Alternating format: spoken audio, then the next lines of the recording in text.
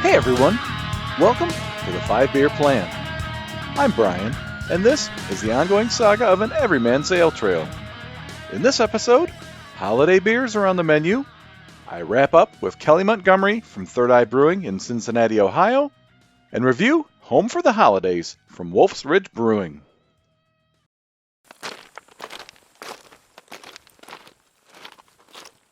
In this segment of Tales from the Trail, it's time to celebrate the holiday spirit. As soon as the weather starts to turn cooler, the beer temperatures start heating up. Here in the Midwest, the winter warmer is a pretty popular style. I love what Beer Advocate says about the style. These malty sweet offerings tend to be a favorite winter seasonal. A big malt presence, both in flavor and body, leads the way. The color of this style ranges from brownish reds to nearly pitch black. Hop bitterness is generally low and balanced, but hop character can be pronounced in the aroma. Alcohol warmth is not uncommon. Many English versions contain no spices, though some brewers of spiced seasonal ales will slap winter warmer on the label. Well, one of the most famous beers of this style is the beloved Christmas ale from the now defunct Anchor Brewing. Originally called our Special Ale when released in 1975, at 7% ABV, there was a lot to like about this seasonal offering. According to the brewery, OSA was the first holiday beer released since Prohibition. Anchor has always tied this beer more to the holidays than the season. It's one of the few beers to wear Christianity on its sleeve, a tradition the brewery embraced when they renamed their product Christmas Ale. Since its first release, Anchor tweaked the recipe and the Christmas tree on the label each year to keep it fresh and new. Sadly, the 2022 release would be the last. I still remember seeing a couple of six-packs at my favorite bottle shop earlier this year, thought about it, and now regret not purchasing them. Looking back at my untapped check-ins of this style, my favorite winter warmer, called Christmas Wrapping, comes from Juniper Brewing in Bowling Green, Ohio. With a big malty flavor, this complex beer has aromatic notes of cinnamon spice, orange zest, honey, and vanilla. It is super smooth and has a great balanced sweetness. Another related style is the winter or holiday ale. This style evokes the spirit of the wassail, which is a spice concoction served at parties that was historically made with ale, though it could be made with mulled wine or cider.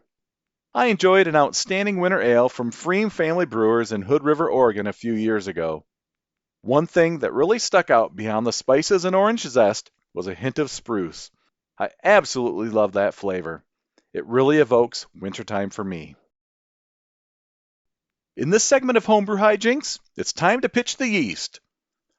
Once the wort was cooled to between 65 to 70 degrees Fahrenheit, I drew off a half cup to measure the final gravity later. Once the wort was cooled to between 65 and 70 degrees Fahrenheit, I drew off a half cup to measure the final gravity later. I poured the remainder of the chilled wort from my pot into my fermenter, being as careful as possible to limit the amount of hop matter that got transferred.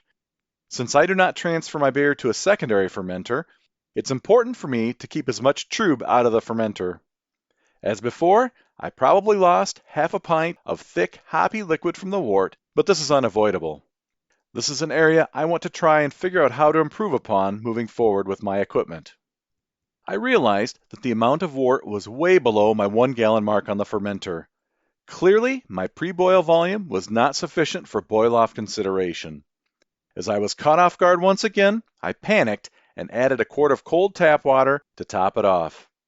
Looking back now, I guess I panicked because I wanted to limit the amount of time the wort would be exposed to the open air.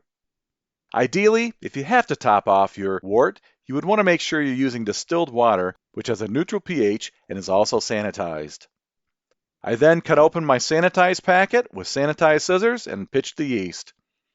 This time around, I used Safe Ale SO4 dry ale yeast, which is a pretty solid choice for such styles.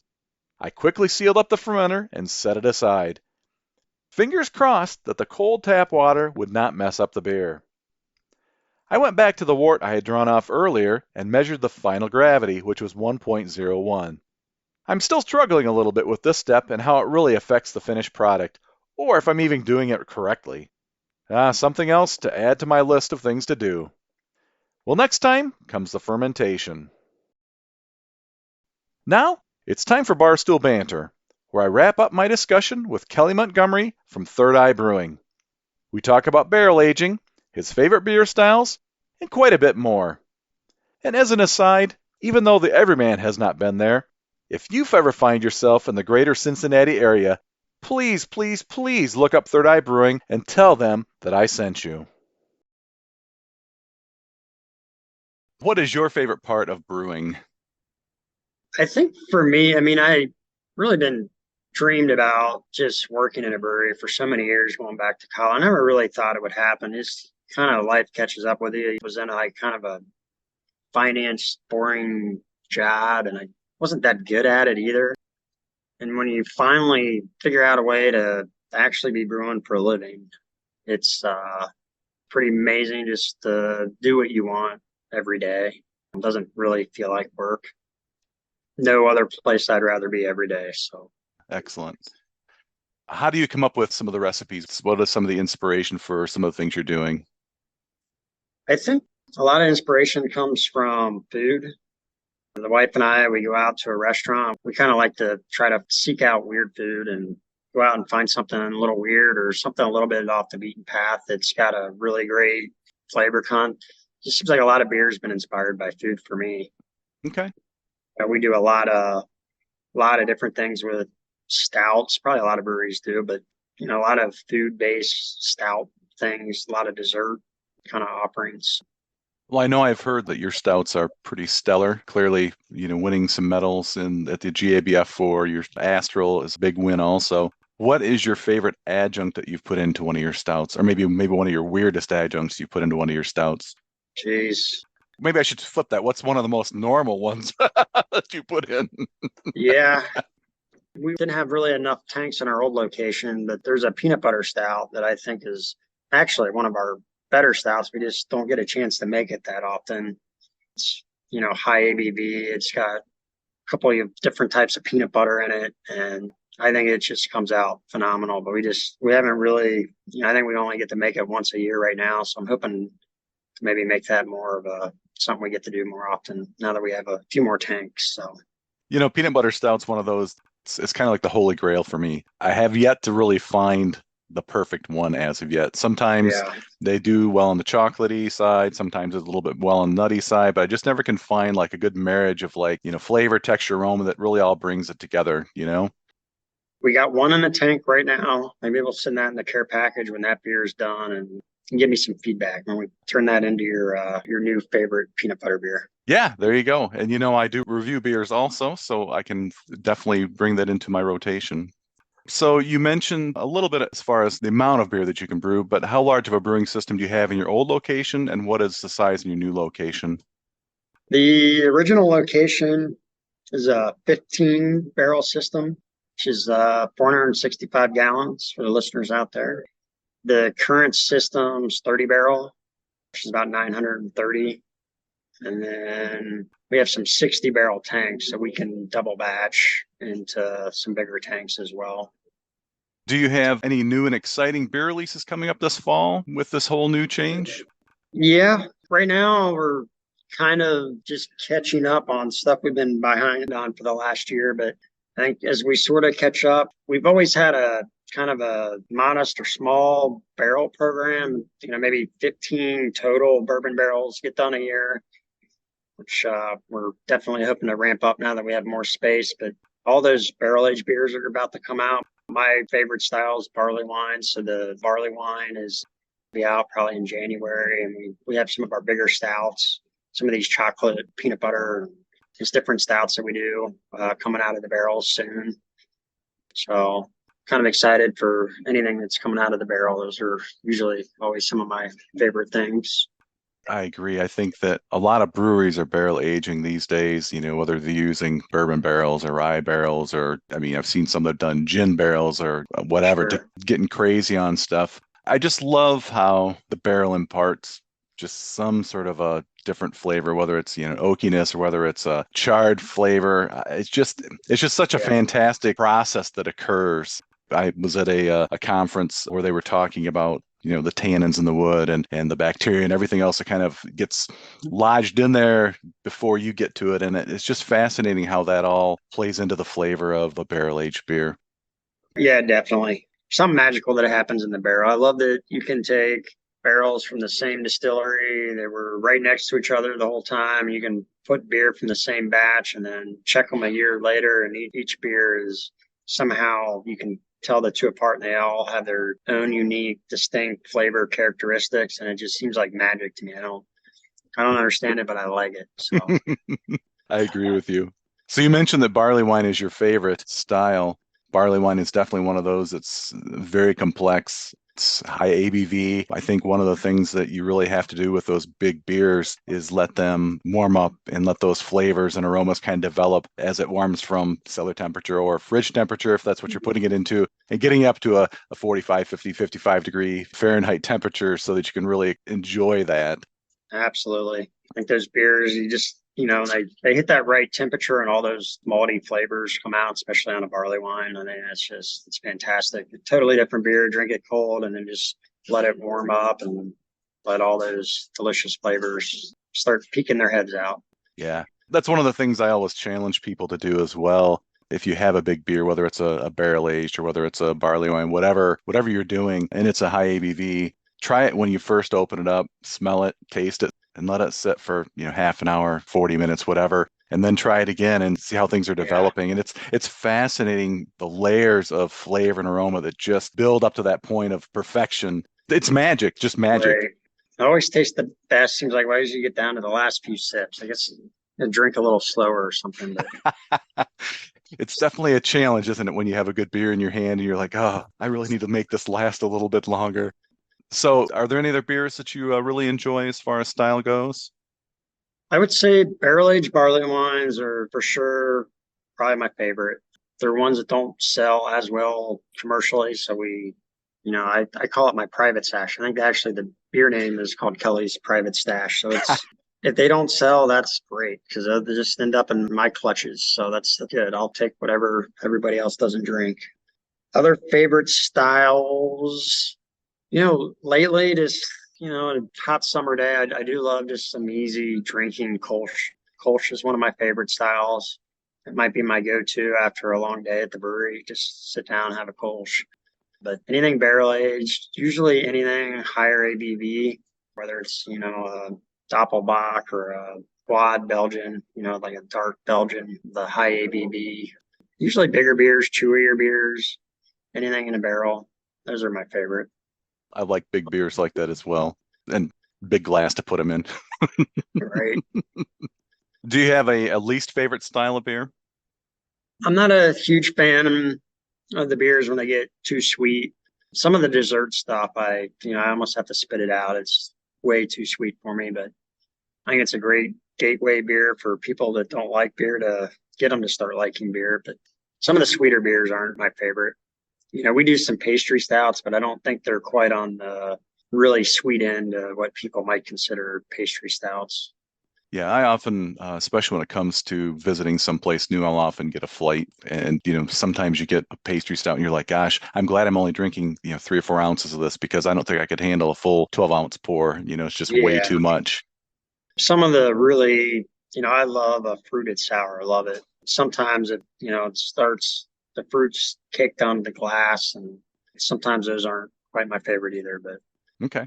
My daughter is turning 21 in December, and she's very particular about flavors, textures, and things like that. And so we're going to do a little segment where I sit down with her and share a few beers with her, some tastes at a time. And it's going to be fun to see what kind of things yeah, she likes and doesn't like. She right, absolutely hates anything effervescent. So I'm like, oh gosh, right. what am I going to do with that? So the same thing. I think that anything a little bit more fruity, a little bit more sweet is going to be something that she'll probably like. Although I told her that she really needs to try a Guinness.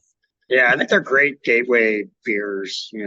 Same with like a New England IPA where it doesn't have the bitterness. You get all that kind of fruity flavor from the hops. Yeah, I agree. Great way to get people into beer. I think also that a lot of people talk about the lager game. You mentioned, Kolsch, something lighter like that that definitely makes it more approachable for those that like the mass produced. Right. Do you have core beers then that you offer that are on the lighter side as well? Yeah, our Kolsch is probably one of our best sellers. It's been one of our best sellers, and it's not even on our menu in the tap room just because we've never really been able to keep up with it. So we just something the regulars kind of know or the bartenders will recommend. Then we have a Czech lager that we usually have on tap. We have a Czech lager, we have a Kolsch, and then we do have some seasonal kind of. We have like a baseball lager that's more of a really easy drinking. 20% rice, and it's very kind of macro to me. And we have like an amber lager as it starts getting a little colder out. If I had to call it a style, it'd probably be like international amber. It's not quite too style to anything, probably, but it's kind of like an amber lager. So it's kind of fun Okay. when the weather starts getting a little colder. So at the Sharonville tap room, how many taps do you have on at the moment? I think at the moment, what do we have there? 16 times three. So we have a ton of taps there. The new tap room, I think we have 40. And then I think in Sharonville at the moment, I think we have 18 different beers on tap. So Okay. running a little light at the moment for our usual, but I think we have 18 on tap at the moment. So when you're running at full production or in the past, how many taps have you had going then at Sharonville? We usually have 20. 20 is Okay. usually our sweet spot, I think. Kind of 19, 20 different beers. Try to have one barrel age on at all times, which has been tough. We haven't really accomplished that goal yet, just not enough of the product. But we try to have something for everybody, whether it's a light beer. Always try to have some dark beers, some low ABV, some higher ABV. And then, we do kind of a more kettle style esque. And then we also do some sours that have a ton of fruit too. It's a 15 barrel batch with 1,000 pounds of raspberry with vanilla and lactose and more of like a milkshake sours. But we try to cover all the bases as far as, light, dark, hoppy, not hoppy, malty, low ABV, high ABV. We try to have something for everybody. I think we do a good job of that usually. I've been to some breweries where they have 30, 40 beers of their own on tap, and I always worry about freshness. Do you find that you go through it fast enough that you don't really have that kind of an issue, or do you at some point say, well, the blackberry sour isn't selling as well, I need to pull that off, can it up or do whatever I need to do and put something else in? I mean, how do you determine the point at which you need to swap something out, maybe? Yeah, so when we have 18 beers on tap, there might be 10 of those if there's only two or three kegs left. Okay. Most of our beers, we've been lucky enough, they last from 3 weeks to 2 months at the most.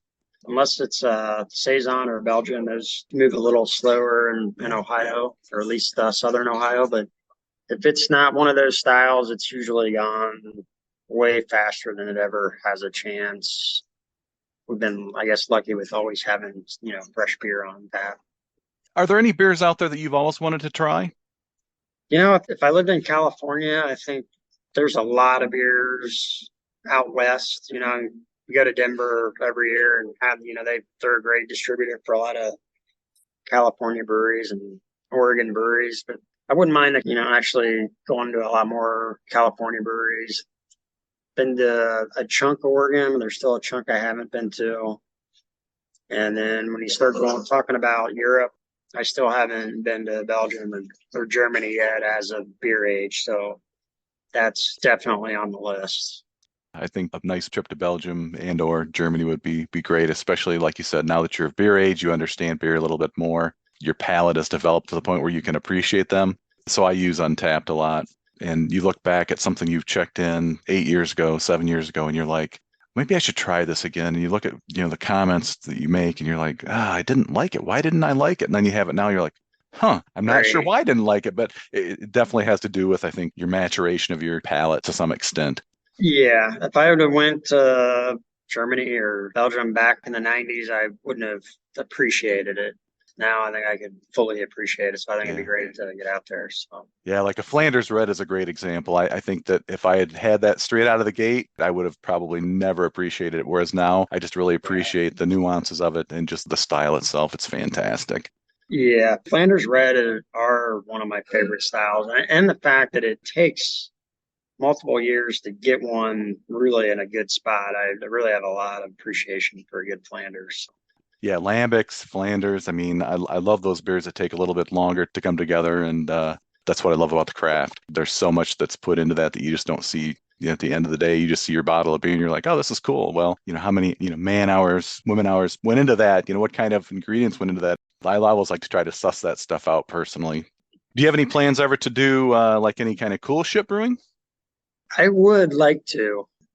Every place I've been at thus far has been so small and so restricted on space. Like, seems like every brewery you're practically sitting on grain bags.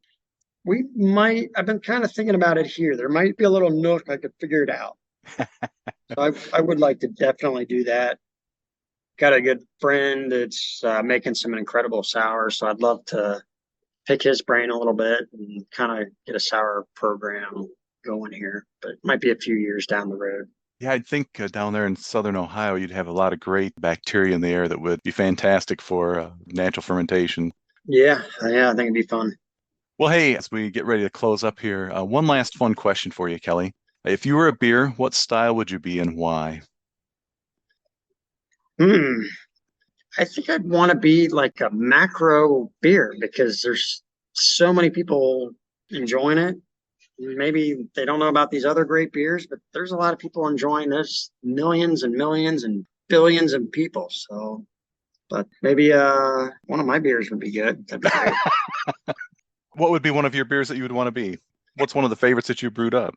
It's got to be the barley wine. I think we're going to start getting into some 24-hour boils and 12-hour boils. I think we're going to start doing some fun stuff. I think we have a better system now that can handle some more ideas that I haven't been able to do in the past. But 12-hour barley wine, that could be me. I'd like that. 12-hour boil barley wine. Sounds good to me. Well, hey, I really appreciate you taking time out and sharing a little bit of what's going on down there at Third Eye in Cincinnati, Ohio. Again, best of luck to you as you expand and look forward to catching a pint with you at some point when we're passing through. Yeah, it sounds great, Brian. All right. Thanks, Kelly. All right. Thank you. Last call. It's nearly time to wrap things up, but first, one more for the road. This episode, I'm drinking Home for the Holidays from Wolf's Ridge Brewing in Columbus, Ohio. From the brewer, winter warmer brewed with orange peel, molasses, cinnamon, and a hint of ginger. Without further delay,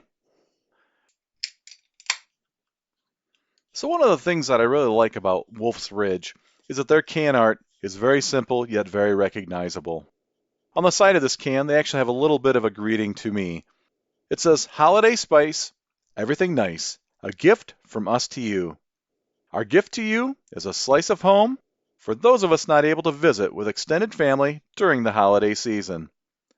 This version of the winter warmer uses the finest spices to create an air of the familiar and celebration in every glass.